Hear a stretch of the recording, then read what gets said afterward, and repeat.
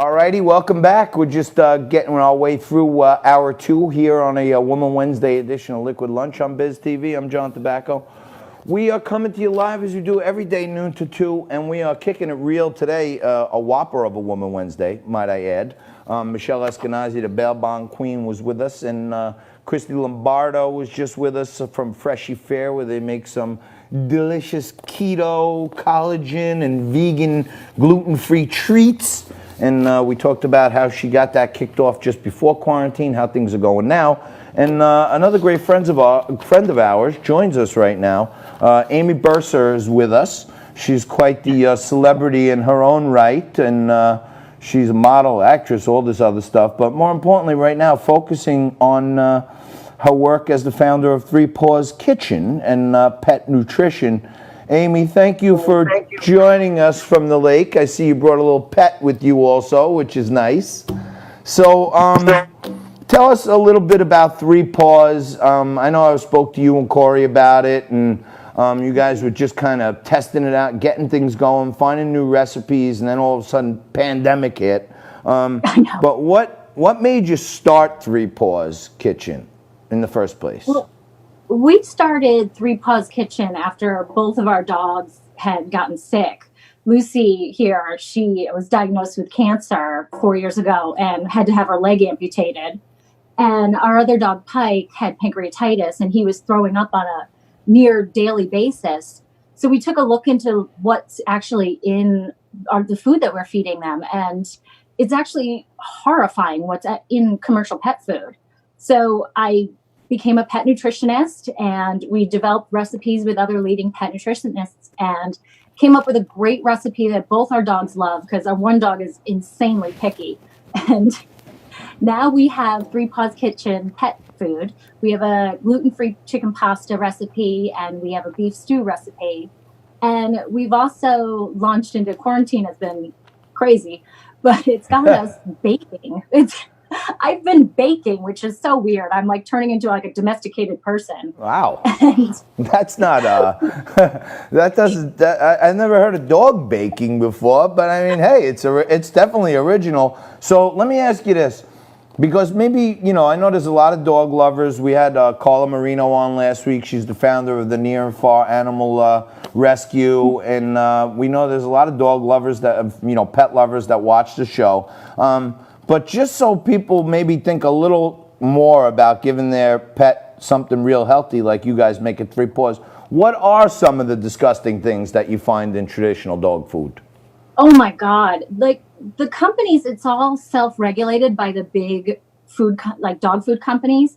So they make the rules on what they can put in dog food, and they're legally allowed to put so many carcinogens in these dog foods.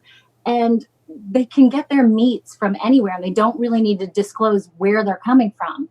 So they can take dead and rotting farm animals, like all the parts of meats from the plants that, are like the cutoffs that we won't eat. Those get scraped up off the floor, and those get put in dog food. It's all byproducts and fillers and things that aren't really species appropriate, like corn and just things that you just wouldn't eat yourself. Yeah, so one of the things, I mean, I'm not a great dog whisperer. My kids have a dog. He loves me. I love him. I know how to pet dogs when I first see them, so they leave me alone. But I have personally have a real issue with a dog's nose touching my skin anywhere. I don't know. It's like a Howie Mandel phobia, to get that wet, moisture nose on my hand. I get skeeved out about it. But I love dogs. But I read somewhere that the byproducts from chickens, like the beaks and the feet and the claws, are grinded up into like powder and used as chicken in dog food. Is that true? Yeah. You have to be like an insane person to be able to comprehend these dog food labels, because it's all in the writing, and they get really creative with like the legal writing of it. Like if a package says like with chicken, that doesn't even mean that there needs to be chicken in the food. Like they only have maybe 3% out of the whole bag is made out of actual chicken. It could be fillers like corn and rice and all these other like things. But even like it'll say beef flavor. It's just flavored like beef. It's not actually beef in the food you're feeding your dog.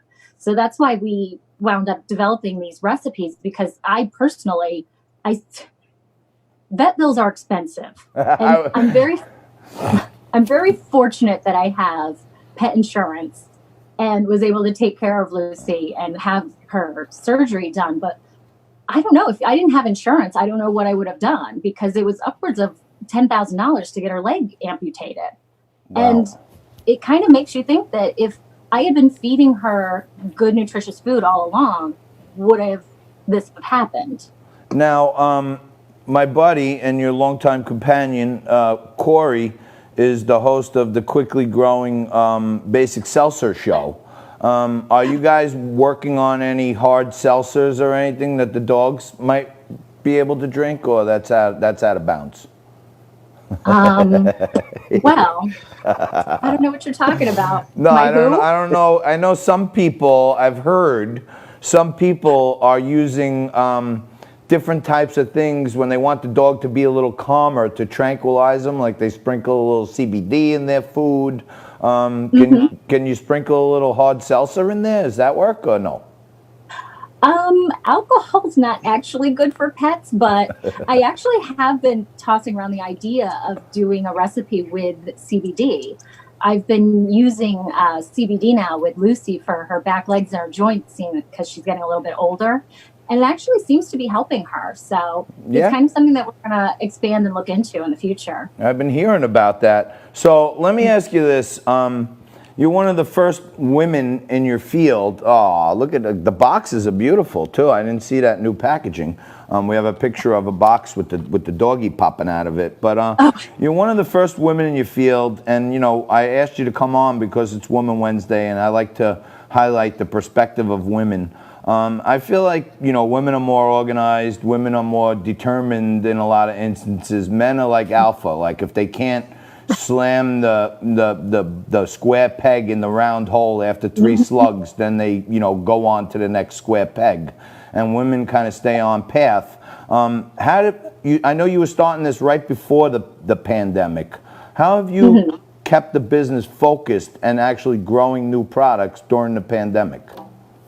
Well, it really made us think and take a look at the way our business was working and what people's lives were like during the pandemic. We were all home, and I was, you know, basically my acting work all dried up. So I was like, I don't have a steady income coming in. So I needed to rethink the way the business was run and make a few more products that were a little more accessible to more people. Like we now have a trial pack, and we have our topper plan, which is like, you don't have to sign up for a monthly. You can just go on, and it's 14 packs of our dog food, whichever flavor you choose. Ooh. And it's just one set price, and you can buy it as you need it and use it as you choose. You can either feed your dog a full meal with it, or you could just use it and mix it in with our dry dog food and use it how you choose.